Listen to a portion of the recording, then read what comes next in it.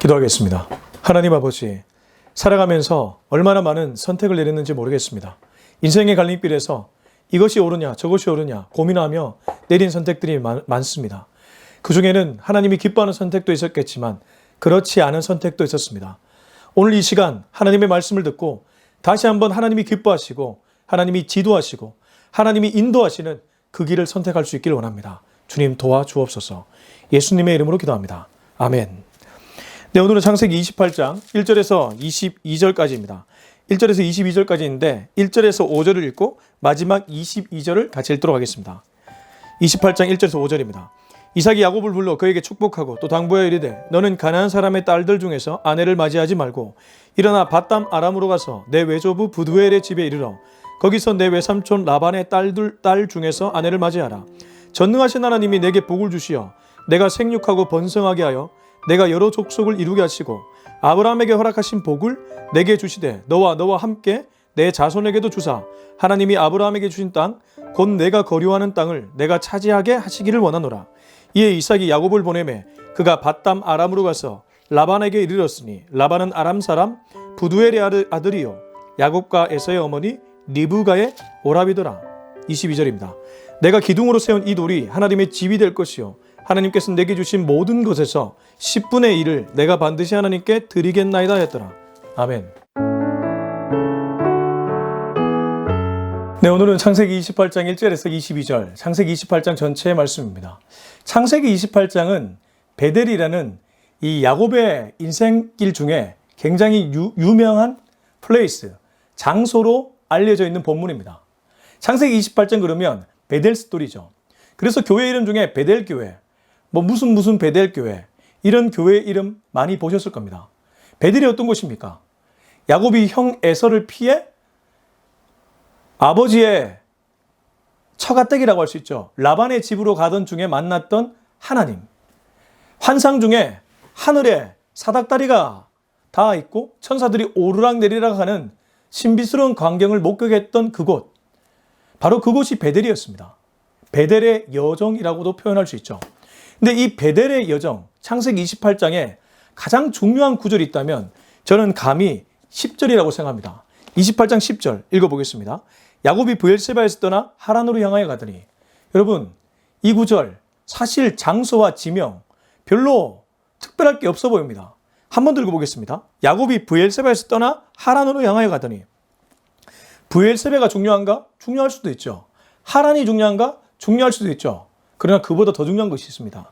떠나 간다. 이걸 줄이면 길입니다.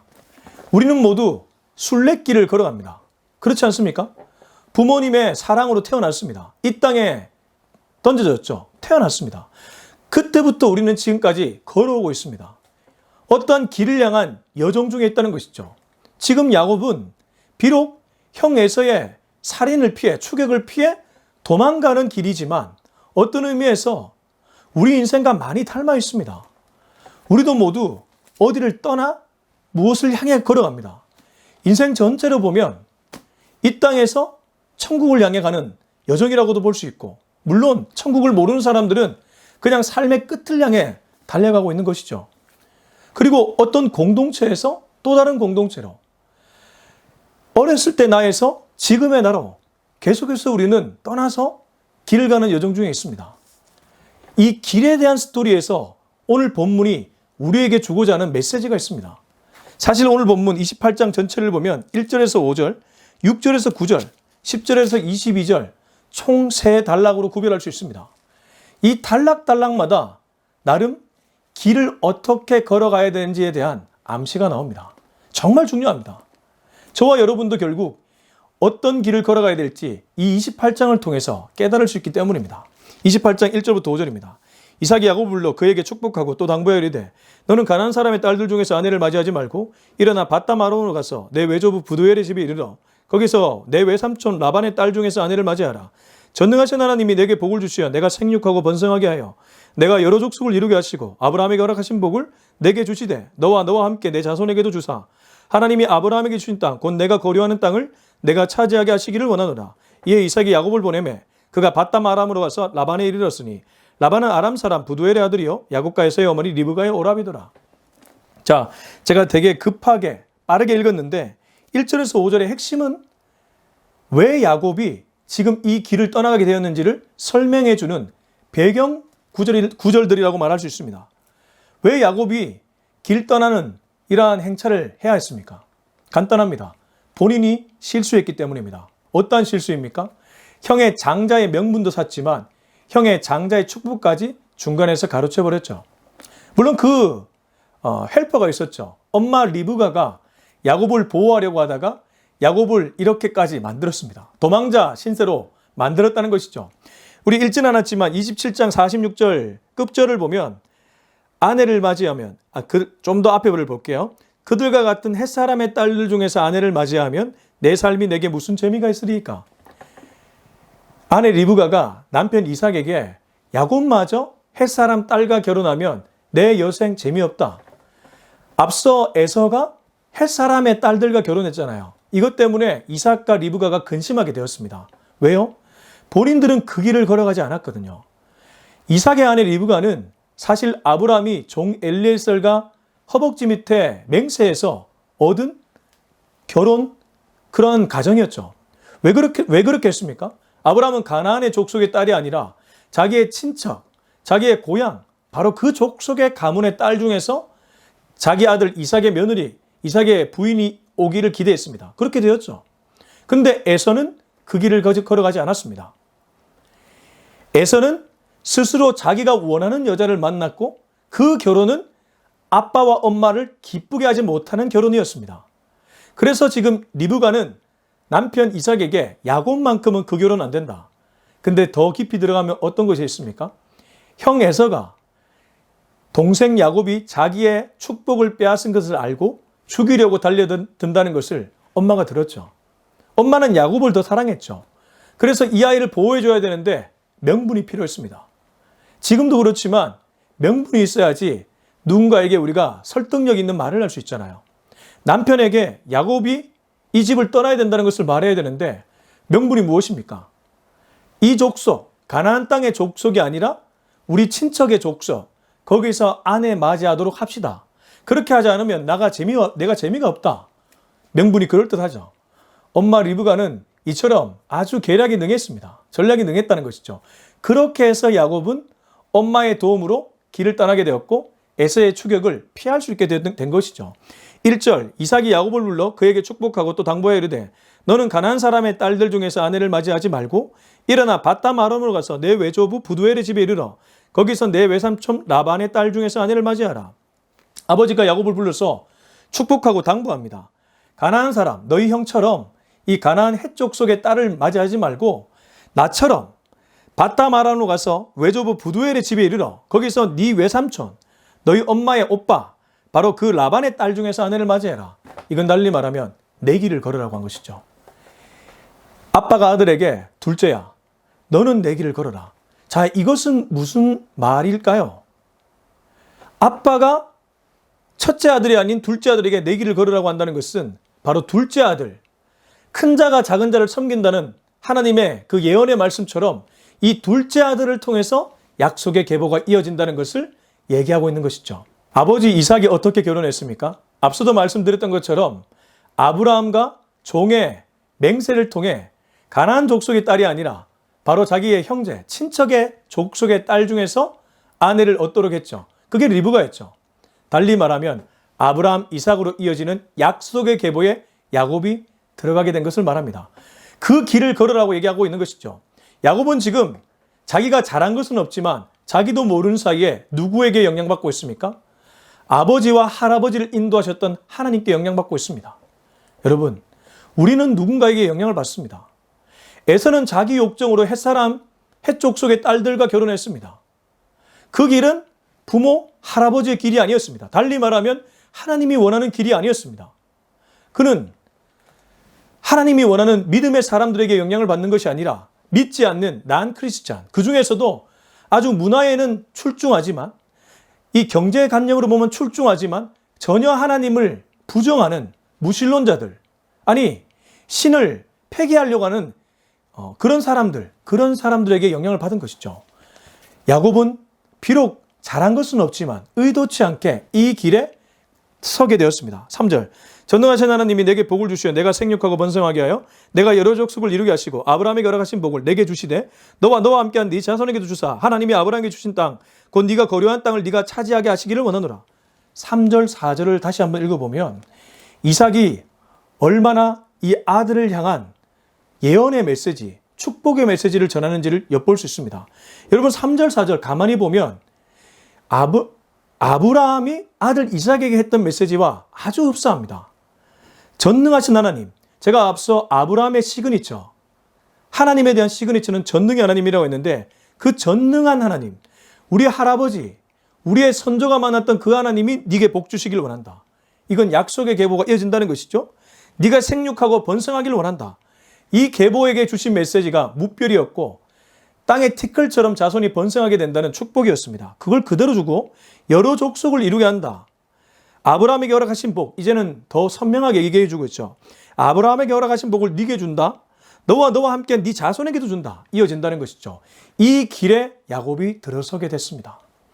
비록 그는 장자의 명문도 팥죽 그릇으로 아주 얍삽하게 샀고 형의 축복도 중간에서 가로챘지만 참 희한하게도 하나님은 뒤에서 배후에서 이 야곱을 통해 역사를 써내려가기로 결정했다는 것이죠. 하나님이 아브라함에게 주신 땅, 곧 네가 거류하는 땅을 네가 차지하게 하시기를 원하노라. 실제적인 땅까지 준다고 얘기하네요. 5절. 이에 이삭이 야곱을 보내매 그가 밧담 아람으로 가서 라반에게 이르렀으니 라반은 아람 사람 부두엘의 아들이요 야곱과 에서의 어머니 리브가의 오라비더라.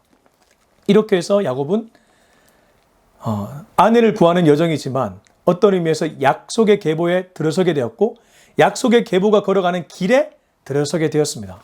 저와 여러분도 이런 계보에 들어섰습니다. 우리가 주님을 우리 주인으로 고백하는 그 시기, 그 시간부터 지금까지 우리는 그 계보에 서 있고 앞으로도 걸어가고 있습니다. 여러분, 이 길을 걷다 보면 유혹이 찾아옵니다. 이 길을 걷다 보면 나도 모르게 파산할 위기도 있고 옆에서 다른 길로 가라는 그러한 속삭임도 있습니다. 조심해야 될 줄로 믿습니다.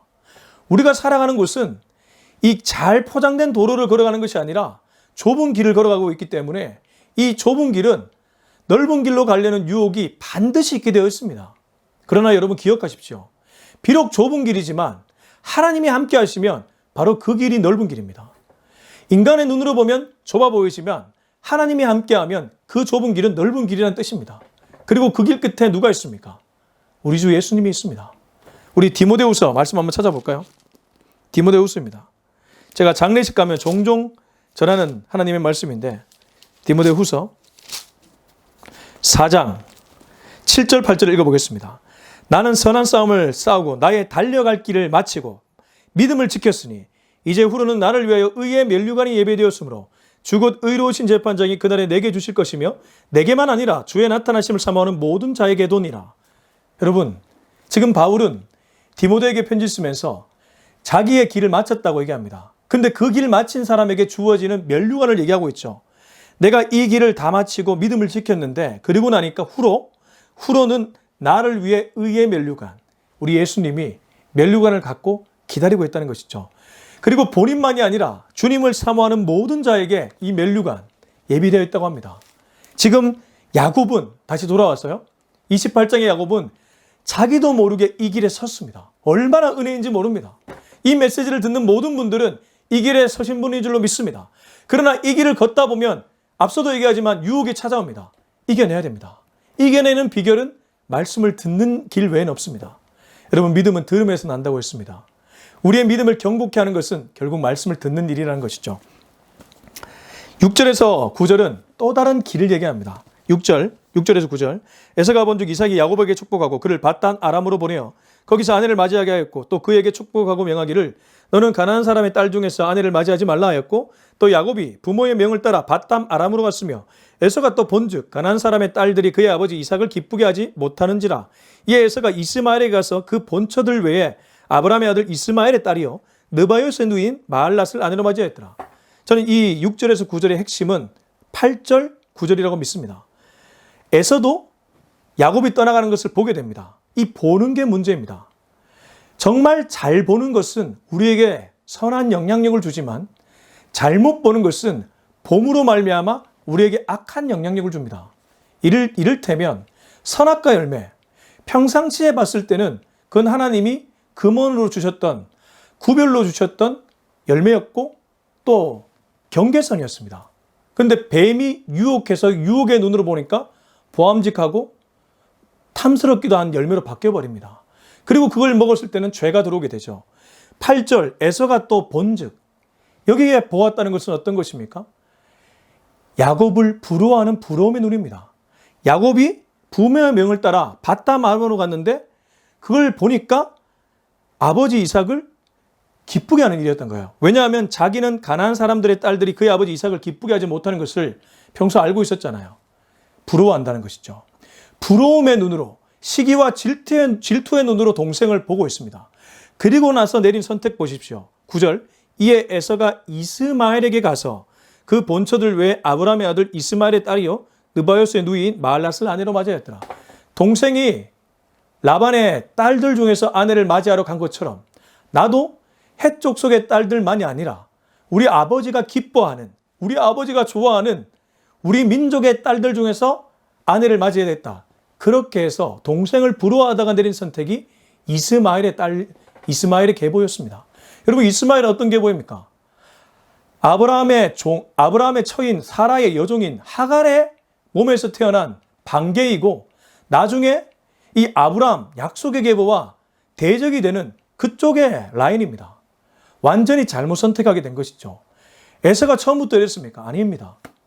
에서가 점점점 망가지고 있는 것이 오늘 본문에서 드러납니다. 여러분, 자기 인생 다시 세울 수 있습니다. 근데 나도 모르게 누군가를 부러워하고 시기하고 질투하다가 인생을 허비할 수 있다는 것을 오늘 에서는 우리들에게 알려주고 있습니다. 에서도 길을 걸어가고 있습니다. 야곱도 길을 걸어가고 있습니다. 우리 모두는 어떠한 길을 걸어갑니다. 에서가 어떤 길을 걷고 있습니까? 부러움의 길을 걸어가고 있습니다. 질투의 길을 걸어가고 있습니다. 정말 자기가 기뻐하고 자기가 원하는 선택이 아니라 아버지가 기뻐하는 것을 선택하려고 하고 있습니다. 간혹 장남이나 장녀 중에 부모를 실망시키지 않으려고 자기의 뜻과 다른 선택을 할 때가 있습니다. 그럴 필요 없습니다. 부모와 충분히 대화하고 부모를 설득한 후에 본인이 원하는 선택을 내려야 될 줄로 믿습니다. 그렇게 하지 않으면 평생 부모의 인생을 대신 살아주는, 부모에게 가스라이팅 당하는 인생이 될 수 있습니다. 이삭은 사실 에서가 이렇게 살기를 원치 않았을 것입니다. 근데 에서는 지금 아버지 이삭을 기쁘게 하지 못하고 동생은 장자의 축복과 명분까지 가져갔고 저렇게 부모를 기쁘게 하는 결혼의 여정을 걸어가니까 나도 쟤처럼 살아가고 싶다. 그러다가 선택한 선택이 이스마엘이었다는 것. 얼마나 비극인지 모릅니다. 저와 여러분도 이런 비극을 맞이하지 않도록 조심해야 될 것 같습니다. 10절부터 쭉 읽어보겠습니다. 야곱이 브엘세바에서 떠나 하란으로 향하여 가더니, 제가 앞서 읽었던 오늘의 주제 구절, 떠나서 갑니다. 이제 한 곳에 이르러는 해가 진지라 거기서 유숙하려고 그곳에 한 돌을 가져다가 베개로 삼고 거기 누워 자더니, 이 11절에 한 곳에 이르러, 이 장소를 구체적으로 명시하지는 않지만 무언가 일이 일어날 것을 암시해주고 있죠. 우리에게는 특별한 장소들이 있습니다. 연애할 때 내 여자친구, 내 남자친구와 아주 추억이 서려 있는 곳. 기독교인들에게 특별한 곳은 어디일까요? 저는 감히 말하건대 골방이라고 믿습니다. 나의 예배의 장소인 줄로 믿습니다. 특정 교회가 될 수도 있고 내가 주님을 만나는 만남의 장소도 될 수가 있습니다. 근데 좀 더 넓게 보면 우리가 하나님께 기도하는 모든 처소는 한 곳이 될 수 있습니다.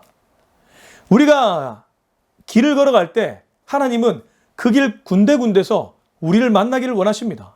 지금 야곱은 브엘세바에서 떠나 하란으로 가는 중에 한 곳에 이르렀고 해가 졌습니다. 근데 이곳이 자기 인생의 최고의 장소, 베델이 될 줄은 꿈에도 상상 못했죠. 거기서 유숙하려고 그곳에 한 돌을 가져다가 베개로 삼고 거기 누워 자더니, 돌베개 자다가는 입 돌아가는데 아무튼 그는 돌베개로 누워 자고 있습니다. 12절 꿈에 본즉 사닥다리가 땅 위에 서 있는데 그 꼭대기가 하늘에 닿았고 또 본즉 하나님의 사자들이 그 위에서 오르락내리락 하고, 이른바 유명한 야곱의 사닥다리, 베델의 사닥다리입니다. 꿈이죠.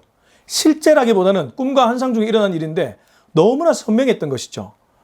꿈에 본즉 사닥다리가 땅 위에 섰는데 그 꼭대기가 하늘에 닿았다. 뭐 이런 사닥다리 볼 길이 없죠. 그러니까 특별한 일이 야곱에게 일어나고 있다는 것입니다. 가끔 우리들의 인생에도 하나님이 특별한 은혜를 줄 때가 있습니다. 여러분, 잊혀지지 않는 하나님이 나를 도와주신 사건, 하나님이 나를 이끌어간 사건, 나를 치유한 사건, 그런 사건들 있지 않습니까? 지금 야곱에게 그런 일이 일어나고 있습니다. 하늘에 닿고 또 본즉 하나님의 사자 천사들이 위에서 오르락내리락 합니다. 13절 또 본즉 여호와께서 그 위에 서서 이르되 나는 여호와니 너의 조부 아브라함의 하나님이요 이삭의 하나님이라. 네가 누워있는 땅을 내가 너와 네 자손에게 주리니. 13절은 야곱의 인생에서 잊혀지지 않는 말씀입니다. 왜 그렇습니까?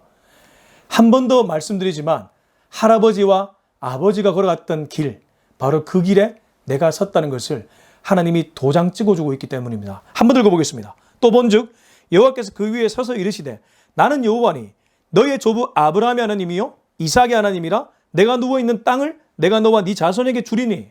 하나님이 나는 너의 할아버지 아브라함의 하나님, 너의 아빠 이삭의 하나님인데 바로 너의 하나님이다.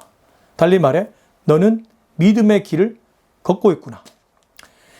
잘한 것 하나 없는 야곱을 하나님은 이렇게 선택하셨고 이끌어가고 있습니다. 어떤 의미에서 저와 여러분을 이끌어가는 하나님의 은혜가 이렇습니다. 전 제가 잘난 것이 뭐가 있을까 싶습니다. 여러분들도 마찬가지일 겁니다. 운 좋게 좋은 부모, 태어나 보니 우리 부모가 재력도 있고 경제, 여러 가지로 좋은 것을 많이 갖고 있습니다. 그렇다고 치더라도 주님 믿지 않으면 그 길은 믿음의 길이 아닙니다. 근데 태어나 보니 부모님이 믿는 분들입니다. 간혹 모태신앙인들 중에 왜 내게 선택을 주지 않을까? 이렇게 얘기하는 사람들이 있는데 여러분 그것은 정말 어리석은 그러한 반응입니다. 선택하려고 해도 선택되지 않는 것이, 믿음을 가지려고 해도 믿음을 가지지 않는 것이 이 길입니다. 근데 아버지가 엄마가 믿고 믿음의 유산을 물려줬다. 얼마나 감사한지 모릅니다. 그리고 당대에 믿었다. 그것도 감사한 일입니다. 하나님이 믿음의 선물을 주지 않았습니까? 아무튼 지금 야곱은 자기도 모르게 믿음의 길에 서 있고 하나님은 그를 통해 역사를 써내려가려고 준비하고 있습니다. 14절 내 자손이 땅의 티끌같이 되어 네가 서쪽과 동쪽과 북쪽과 남쪽으로 퍼져갈지며 땅의 모든 족속이 너와 네 자손으로 말미암아 복을 받으리라. 여러분 이 말씀 어떻습니까? 창세기 12장 3절의 축복과 많이 닮아있지 않습니까? 읽어보겠습니다. 너를 축복하는 자에게는 내가 복을 내리고 너를 저주하는 자에게는 내가 저주하리니 땅의 모든 족속이 너로 말미암아 복을 얻을 것이라. 땅의 모든 족속이 너로 말미암아 복을 얻을 것이다. 14절 땅의 모든 족속이 너와 네 자손으로 말미암아 복을 받으리라. 그렇습니다. 하나님이 도장 쾅쾅쾅 찍어주고 있습니다.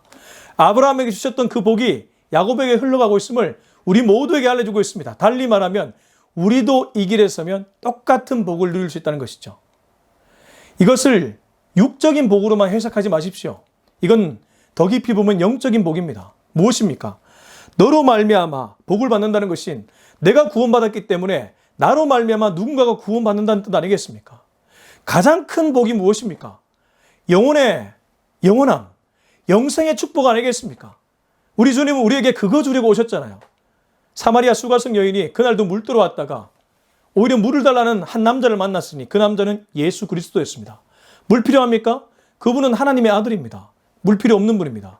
근데 의도적으로 목마르다 물 달라고 합니다. 그건 달리 말해 수가성 여인을 위해 물 달라고 했던 것입니다. 물 줬습니다.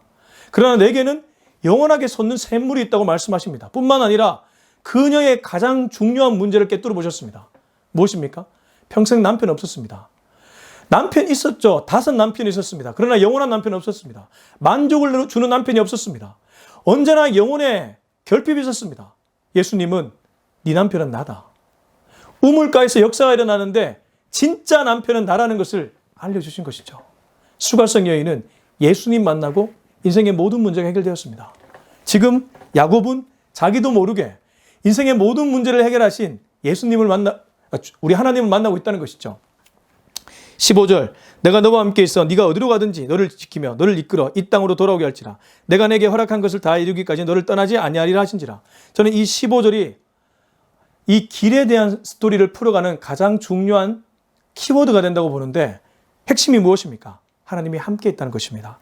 내가 너와 함께 있어 네가 어디로 가든지 너를 지키며 너를 이끌어 이 땅으로 돌아오게 할지라.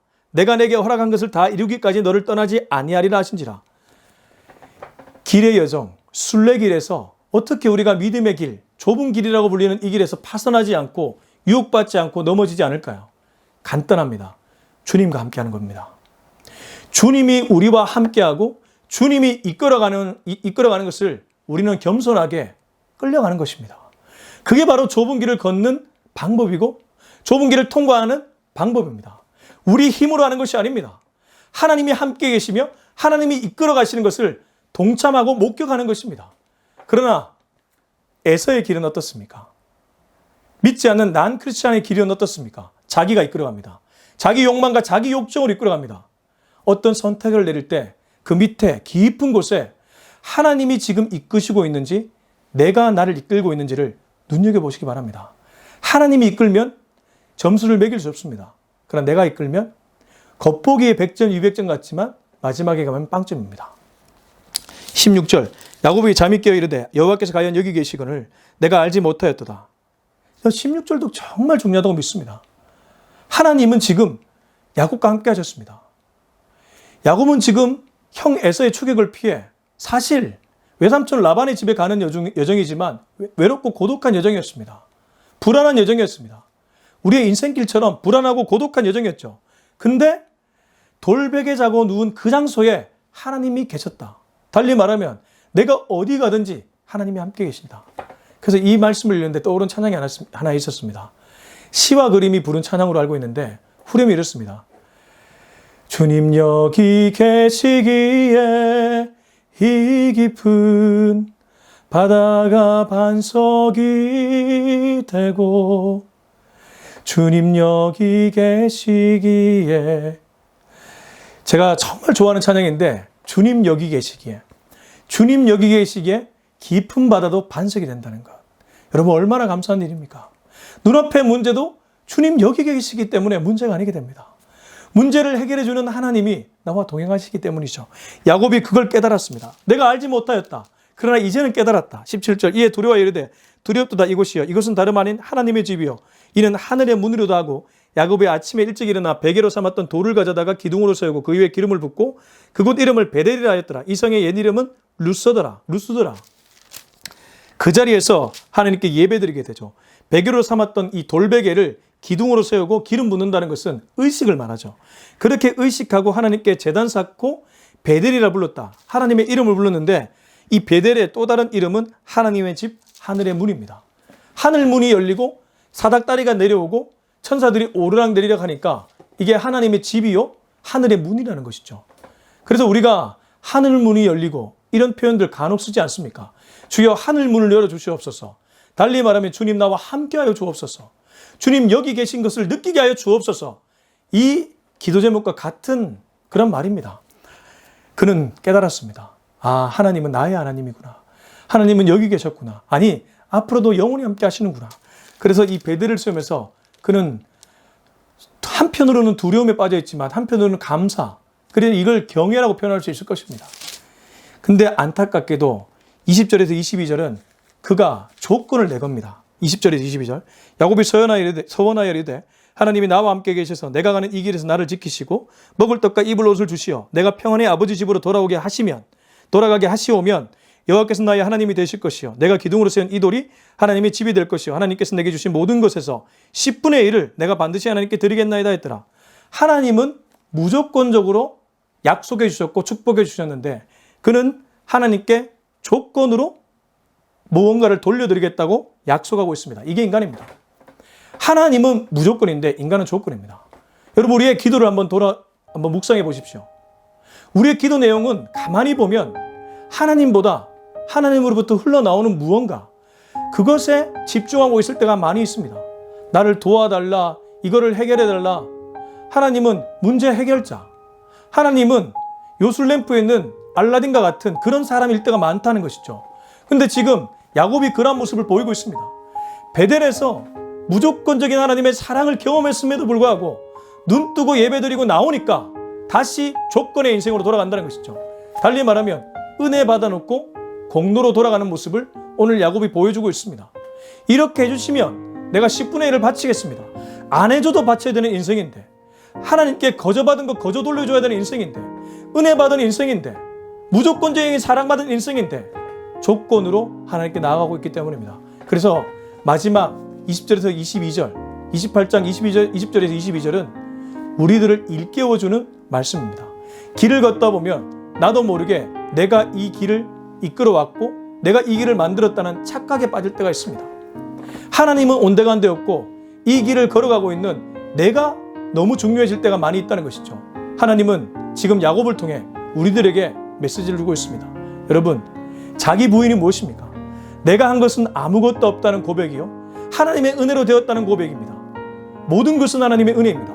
진실로 그 고백이 터져나올 수 있기를 예수님의 이름으로 축원합니다. 기도하겠습니다. 이 시간 기도할 때 우리 하나님께 이렇게 한번 기도했으면 좋겠습니다. 주님, 내가 한 것은 아무것도 없습니다. 오늘 야곱처럼 무조건적인 은혜와 사랑을 경험했음에도 불구하고 조건부 반응을 보이는 그 모습이 내 모습일까 봐 두렵습니다. 주님, 그렇게 살지 않도록 도와주시고 늘 하나님의 은혜 앞에 감격하는 인생 되게 하여 주옵소서. 믿음의 길을 끝까지 잘 완주할 수 있기를 원합니다. 주님, 도와주시옵소서. 우리 이 기도를 가지고 주님 이름 한번 찾고 간절하고 뜨겁게 기도하겠습니다. 주여, 하나님 아버지 감사합니다. 오늘은 정말 중요한 길에 대한 메시지를 나누었습니다. 주님, 나도 모르게 에서의 길을 걸어갈 때가 있습니다. 옆에 있는 사람을 부러워하고 시기하고 질투해서 나도 모르게 이스마엘을 선택할 때가 있음을 고백합니다. 주여, 내가 이스마엘을 선택하는 인생 되지 않기를 원합니다.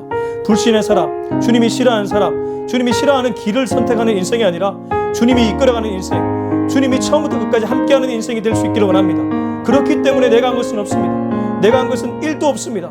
나도 모르는 사이에 마일리지를 내가 했다는 고백이 터져나올 때가 있는데 주여 꺾어 주시옵소서. 내가 한 것은 아무것도 없고 오직 하나님의 은혜로 되었다는 고백을 드릴 수 있는 내가 될 수 있기를 원하고, 그것이 진실한 나의 고백 될 수 있기를 원합니다. 그냥 신학적인 고백, 그냥 겉으로 하는 고백이 아니라 정말 나의 중심에서 터져나오는 고백 될 수 있기를 원하오니 주님 도와주시옵소서. 이제는 우리 주 예수 그리스도의 은혜와 하나님의 다함없는 사랑과 성령의 위로교통 충만 교제하심이 오늘 이 메시지를 듣고 평생토록 내가 아닌 하나님의 은혜, 조건부가 아닌 무조건적인 사랑 앞에 감탄하며 감격해하는 그런 인생으로 살아가기로 다짐하는 우리 모두의 머리 위에 지금부터 영원토록 함께하기를 간절히 축원하옵나이다. 아멘.